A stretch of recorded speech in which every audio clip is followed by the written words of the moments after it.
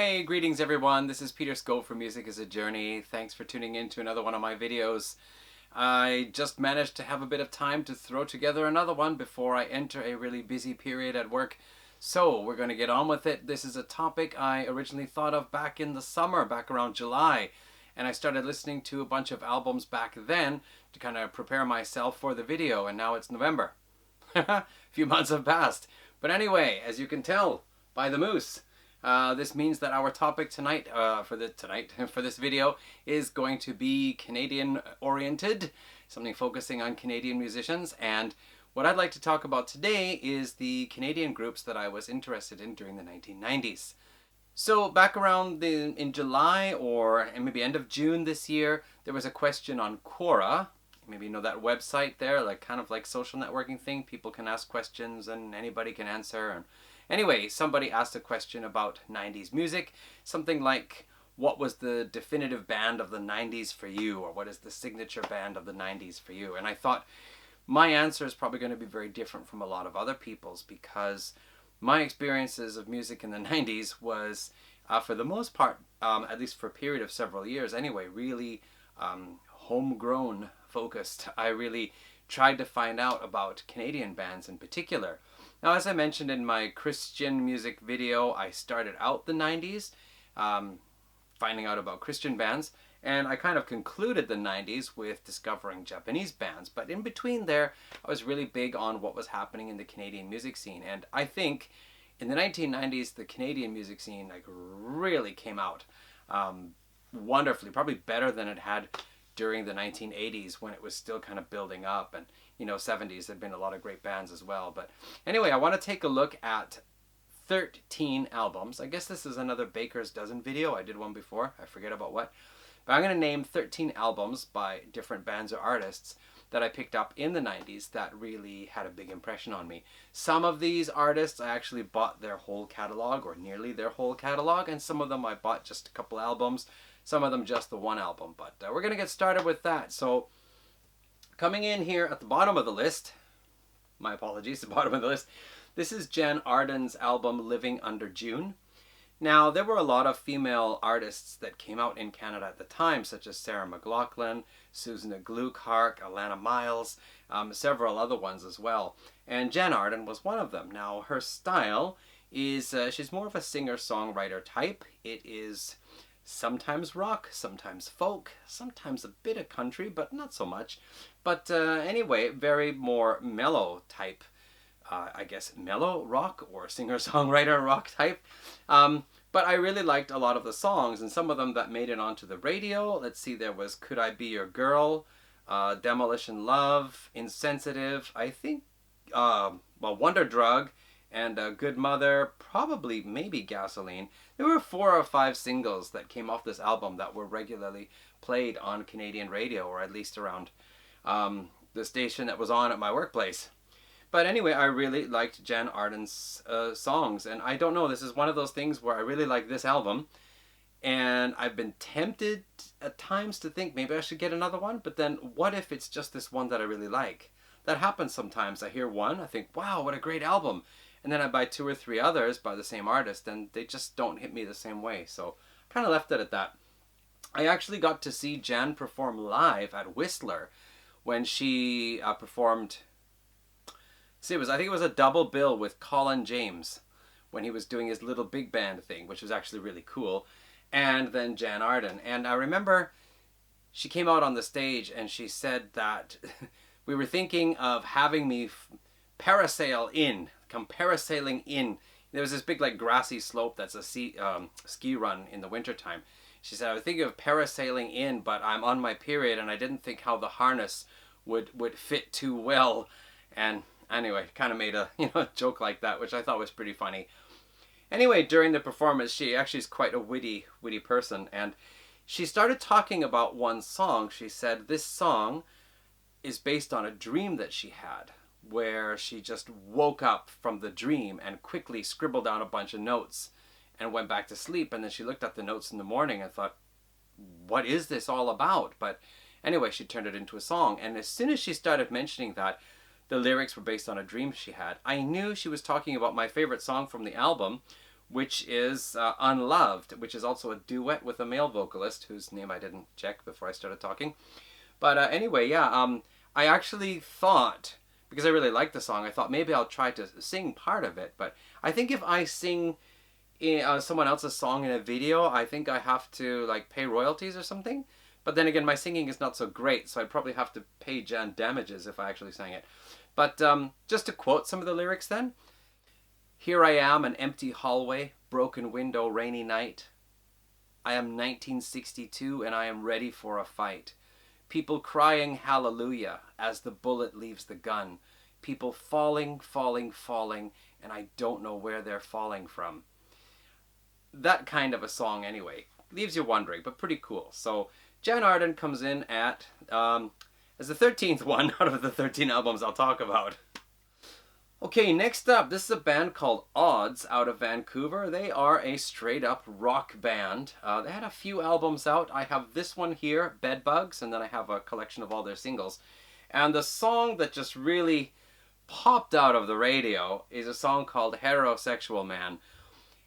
It's a kind of tongue-in-cheek song about just a guy wanting it all the time. I don't know how well the lyrics would fly these days. It is tongue-in-cheek, but, you know, with all this cancel culture stuff going on, some people would say that it's just way too sexist and offensive to women, whereas other songs, kind of more like hip-hop type songs that have even worse lyrics, get accepted, so I'm not sure. But anyway, one of the really cool things about this song is the bass riff, which is something like dun dun dun dun dun dun dun dun dun dun dun dun dun dun dun dun dun. Anyway, I'm getting the notes kind of wrong, but check it out. I don't know if it's on YouTube or Spotify or whatever, but Odds, Heterosexual Man. It is a wicked song.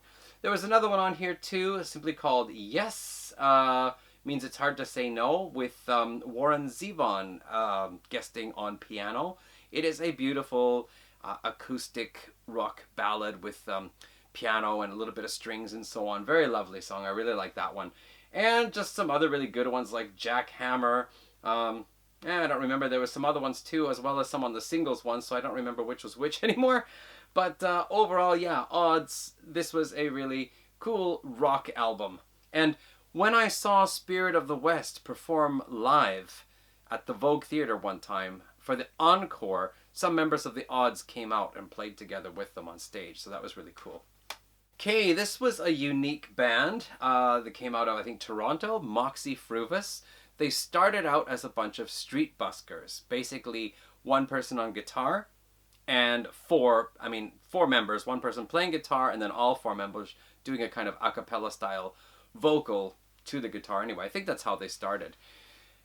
This is just a really interesting album. It has a lot of humor and wit and intelligence to it. Just those things where the lyrics suddenly pop out, something humorous pops out, or there's an interesting twist in the words to give it a kind of sense of humor. It is one of those albums that just really jumped out from everything else because there were not really bands doing this kind of thing. And yeah, they've got some snare drum in, there's some accordion in there, some other things here. BJ Don't Cry, I think that was the big hit, but there were just many good ones here, including a humorous version of the Spider-Man theme. Yeah, this was really cool. Later on, they did some other albums where they added in more instrumentation. Some of them were better than others, I think. And actually, I saw them at a Canada Day concert at UBC, where several different artists came up to play. And Moxiefruvus came out and performed there as well. And they were really fun live and did their songs very well. So again, another band that also had very witty lyrics, had a sense of humor, but could also write very poignant lyrics as well. This is the Barenaked Ladies debut album, Gordon. This was also an album to just really jump out of nowhere because we're talking basically an acoustic rock band doing a lot of harmony vocals as well as having a stand-up bass player, putting in some jazzy piano and a bit of trumpet and so on. It was just not your standard rock album at all. And considering that this came out, in the early 90s when the grunge scene was really starting to take off, this was something that went in a very different direction.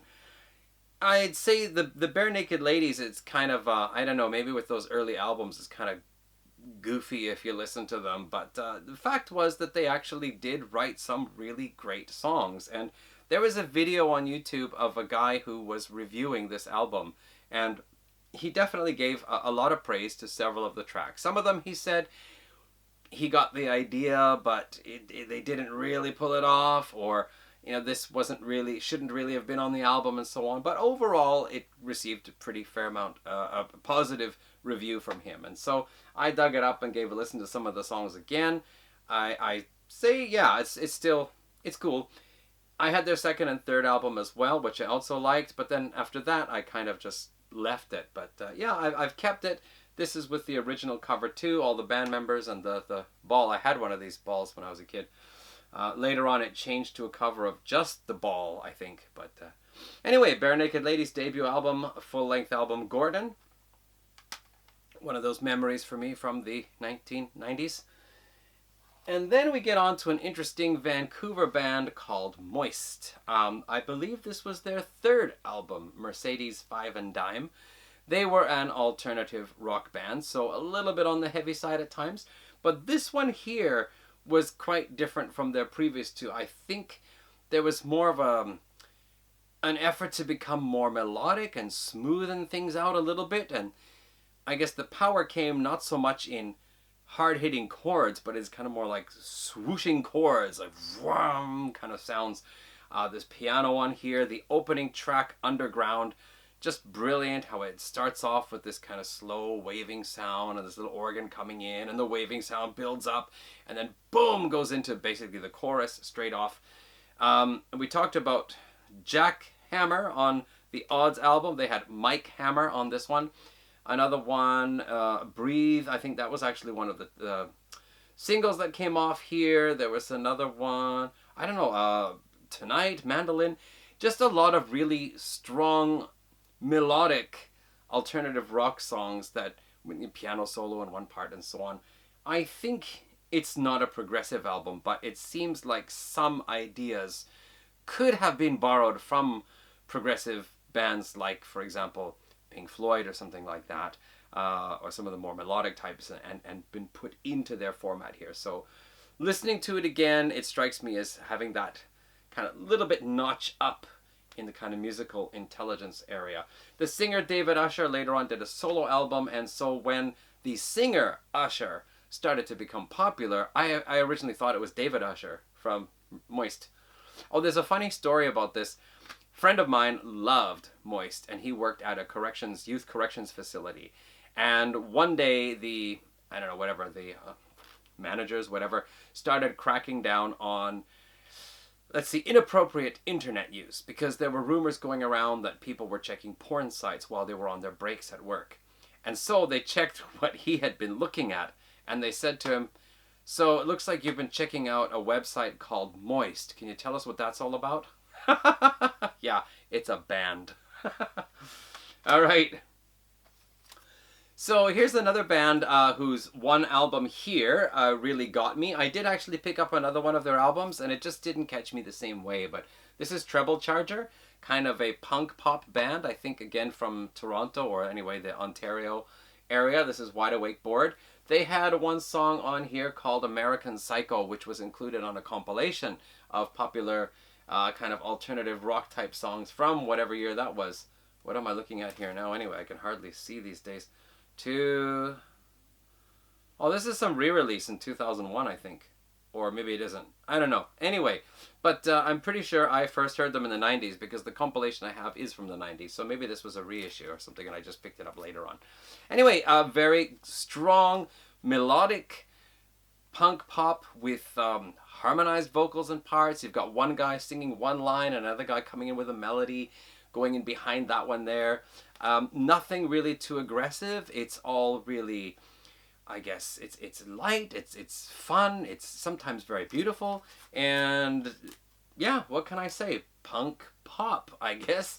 But I really like this album, and you can't see it here, but on the inside, there's this pose with all the guys standing there, and they've all wet themselves. They all have wet spots in the front of their pants. Kind of humorous, that. So yeah, Treble Charger, if you want to check out American Psycho, Business, and Morris the Pity, which are my 3 favorites from here, but there were some other good ones as well. I wonder if this video is actually going to be a little bit shorter than my usual ones. They're usually like 35-40 minutes. Okay, here we have Econoline Crush, Brand New History.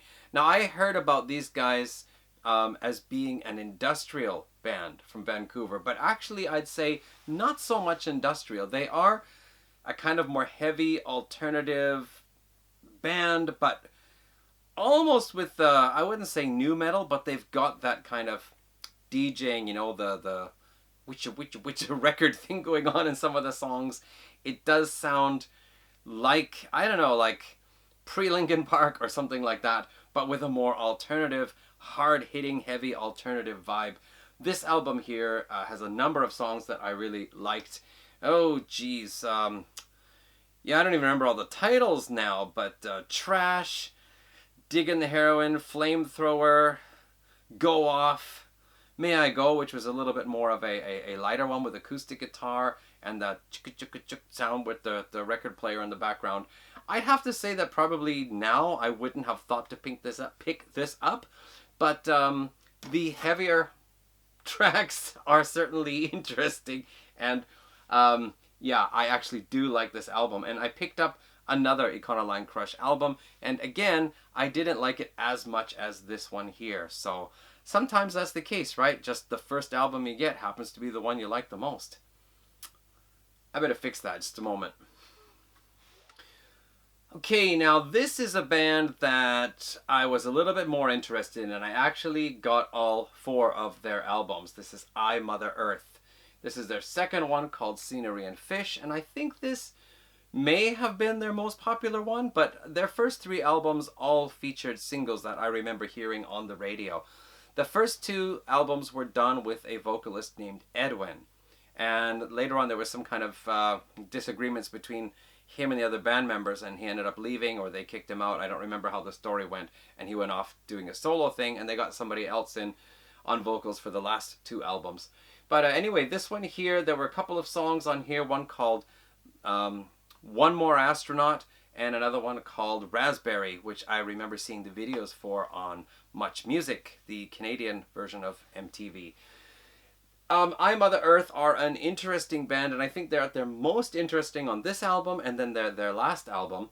This one here, they've got longer songs, they're a little bit more complex in their structure. They feature a fair bit of kind of Latin type percussion, so there's almost like a kind of modern alternative Santana feel to some of the songs in here.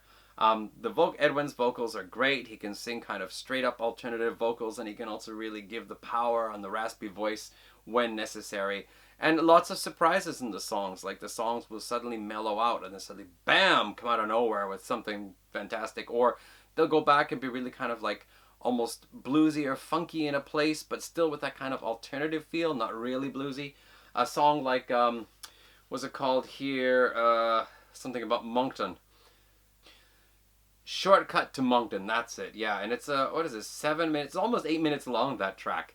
And it goes through different moods and so on. It has some really nice things to it. So listening to this album again, as I did back in July, I was actually really impressed, because when I first heard it, I wasn't really interested in progressive rock. And then I went through this period of 10 years where I really delved into progressive rock bands, and then came back to this and found, yeah, it's not a progressive rock album, but they do have that, again, that kind of step up with musical intelligence in constructing songs and playing, and that kind of talent that is necessary to be above and beyond your standard rock bands. So I, Mother Earth, Scenery and Fish. In Canada, you get to hear a lot of bands that you would not hear anywhere else, and that's partly because we have this Canadian content rule that Canadian broadcasting must have about 30% content that is either made by Canadians or produced by Canadians or recorded in Canada or something like that. So one of the bands that I got to hear on the radio and see on Much Music was the Northern Pikes, a band out of Saskatchewan, actually. Now, they are more or less just a rock band. Call them alternative if you will, but they are not particularly hard or heavy. your standard rock type themes about, you know, falling in love or relationship things or people relationships and other things like that. But a lot of really nice, good melodies, very good playing. Two vocalists. A lot of Canadian bands I found actually have two vocalists. Treble Charger as well, Barenaked Ladies as well. Moxiefruvus had four. But yeah, this album here, Snow in June, the opening track, no, the second one, no, the third one. Kiss Me You Fool, a really like cute, light acoustic, upbeat song with accordion. A lot of Canadian bands in the 90s I noticed were including accordion in their on their albums.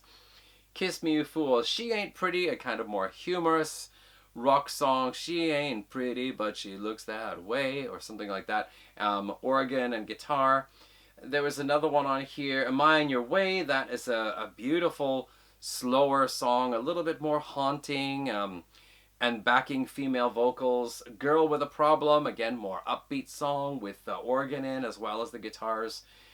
Green Fields featuring accordion and banjo, slower, more moody piece reflecting on war and the kind of like a I think it's like history of like a farmstead or whatever, you know, that has been through war or something like that. I forget now, but I really like it. So Shotgun Morning, Snow in June, the title track on here was also very interesting. Yeah, I have only I have two other Northern Pikes albums. I like them both, but this one here I think has the most songs that I like on it. So Snow in June, and I believe the cover photo is shot at the Great Sandhills in Saskatchewan. All right, coming down to the last four. Matthew Good Band, Beautiful Midnight. Matthew Good on the previous album had a song called Apparitions, which became a big thing on Canadian radio, and I think it was even nominated for a Juno Award or won a Juno Award. It was really a big thing, and my friend really liked it, and he tried to get me to listen to it and like it, and I just couldn't get into it. Some years later, another friend of mine said that she absolutely loved Matthew Good, and if you haven't heard this album, you've got to have it, so she sent it to me. And I really liked it, and I went ahead and got his other albums. Matthew Good Band originally, and then later on he left his band and went solo and I think he's been doing solo albums since then, must have like 8 or 9 albums since then. I really like the first one he did as a solo artist called Avalanche, some brilliant music on that. And then Matthew Good Band here, Beautiful Midnight. The albums that came before and after this one are also really good as well. This one here, oh man, the really small text that's kind of all jumbly and so on. But what was the big hit off here? Load Me Up. That was the one that was a big hit. And then Running for Home is a beautiful closer to the album. Very slow one with piano, and Matthew's voice is kind of unique. He can sing high and softly. He can sing more powerfully as well. And then he's just got this kind of, I don't know, like a more typical alternative voice, suitable for alternative, but unique. Not typical. What am I saying? I also became a fan. I had most of his stuff for a while. The last few albums I haven't really kept up with. But anyway, Beautiful Midnight. He actually did a Beautiful Midnight Revisited several years back, which revisited some of the songs and re-recorded them again. But I still like the originals on here. There's one called, I don't know, The Future is X-Rated. I think about half the album I really liked. So yeah, Matthew Good Band, Beautiful Midnight, an album I recommend checking out if you're interested. Okay. We come to Spirit of the West, whom I think I have mentioned. I did in my Vancouver video, probably talked about Matthew Good as well. Also in my Trilogies video, where I chose 3 consecutive studio albums that I thought were a wonderful set. And this was one of them for Spirit of the West. This is Faith Lift. Now, actually, the preceding albums were also really great, but for some reason, this one here, even though they started out as a kind of a Celtic folk band and gradually morphed into an alternative rock band with a Celtic feel. And the last 2 albums, it had the jigs, the accordion and flute jigs and so on. And this one trimmed that back a little bit and went more to the rock side. But I think overall, as an album that the average listener can get into, Faith Lift is probably one of the best ones. And in fact, I saw them in concert, as I said, and it was, first of all, the concert was absolutely wonderful. The Vogue Theatre is not so big, and it was just like a fantastic party going on. It was a wonderful time. But apparently there was somebody from a record label in the US coming to check them out at that time, I think I heard. And they were considering signing Spirit of the West on an American label and releasing this album in the US. Now this was, at this point, I think this was their 6th album. So it's kind of weird for us in Canada, right? Like, wow, our band who's put out 6 albums is going to debut in the US with their 6th album. But I don't remember whatever happened with that either. But Spirit of the West continued after this with a couple more albums. Split up for a little while, or not so inactive, were a bit inactive. John Mann, the vocalist and guitar player, there's actually 2 vocalists in this band as well. He later on got more involved in acting. He was in the Battlestar Galactica reboot series. I forget which character because I didn't watch it. But very tragically, he passed away from... What was it he passed away from now? He had Alzheimer's or something like that, or Parkinson's. I forget, one of the two. And then I think just 2 years ago, he finally shuffled off his mortal coil. Anyway, so that's the end, I think, of Spirit of the West, since he was one of the main dudes in the band. But anyway, this album here, Faith Lift, it has some more heavier, more aggressive type songs. It has a lot of political, social commentary. Also has some lighter side. It's got some bits of humor in here and there. And of course you get the accordion and flute, as well as the Chapman stick solo in the final track, 6th Floor. It is a pretty cool album. Definitely if you're into something that is beyond regular alternative rock, this one here is an album to check out. Alright, a band whose, I think I have all their available CDs, but they recently, last year or two, did a 5 or 6 song EP for download only, which I don't have. But this is the Tea Party. This is their 3rd album, Transmission. And this one is a real big departure from where they started, because the Tea Party actually began as a kind of classic rock, a little bit Led Zeppelin styled folk, blues-based heavy rock band with some Eastern influences put in as well. And by the 2nd album, they really went into the Eastern sound, purchasing a lot of instruments and learning how to play these various Eastern-styled instruments whose names I don't even remember right now, and did some really cool stuff. If you check out Sister Awake, the video for Sister Awake is the truncated version of the song. You've got to hear the full 6-minute plus version. It is really a brilliant piece. But then there were some troubles. I think there was problems with the management. I think the singer Jeff Martin was going through a divorce or something like that. But anyway, this one here, Transmission, became a really dark album and very much an industrial album mixed into their rock. The Eastern influences are still here, but there's a lot more experimentation in the studio. And one song, Babylon, it sounds like a really wicked guitar riff, but apparently it was actually on keyboard. And the drums for that one were actually a sped up version of a drum track from another song. Transmission, the title track, opens with their one of their Eastern instruments. Gyroscope has a very heavy sound, but has an Eastern feel to it as well. And then there are songs like, I think it's Pulse and Emerald, more kind of sparse. I don't know. There's quite a variety of sounds on here. Sorry, Temptation is the opening track with the acoustic instrument, and one heck of a cool drum beat as well. Transmission is also a cool release, and Psychopomp are 2 more slower tracks, which actually were released as singles. I think Release was the biggest song from this one here, although personally I like Babylon. After this, the Tea Party would do another album a little bit less industrial and bringing back more of their kind of Eastern influences, at the same time being the kind of more heavy type sound. And then they went again to another album which brought back more of their folk and blues beginnings, but still kept the Eastern side and kept the heavy side. So they're a very interesting band, I think. And this was my first album, Transmission. It still stands out for me as a brilliant album among many brilliant albums that they did. They split up for a while. Jeff Martin went solo, and then he did some other bands, which were all really good. I really enjoyed those albums as well. And then the Tea Party got back together again. I think their more recent albums don't stand up to the same level as their older ones, but they're still good. Anyway, Tea Party, Transmission. I probably could have almost done a Side Trips video about that band, you know, 15-20 minute video. Okay, the final album to talk about is Between the Bridges by Sloan. Now, actually, I am planning to do a video just about Sloan and their history, so I probably won't go into them too much now, but Sloan are what? They have been called the Beatles of Canada. They are 4 members, all of them writing songs, all of them singing, some of them playing 2 or 3 instruments in the band.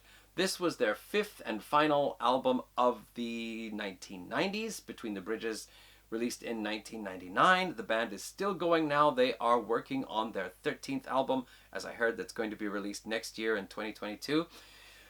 They started out as a kind of more shoegaze crossed with grunge type band, which is interesting because they're actually from Halifax, Nova Scotia, on the other side of the continent, quite far away from Seattle. But they got signed to Geffen Records, and their songs, anyway, they had a song that was on a compilation of Geffen record artists, which included Nirvana and Hole and some other more well-known bands at the time. However, after their first album, they started to change their style, and by their 4th album, it started to take on a more of a classic rock sound, with songs sounding like the Beatles or Chicago or Badfinger or AC/DC, and it was really, really a cool album. But this one here is the follow-up to that, and I prefer the sound on this album. And this one here, all the songs segue into the next one, so there's almost a kind of flow through all of side 1 and a flow through all of side 2.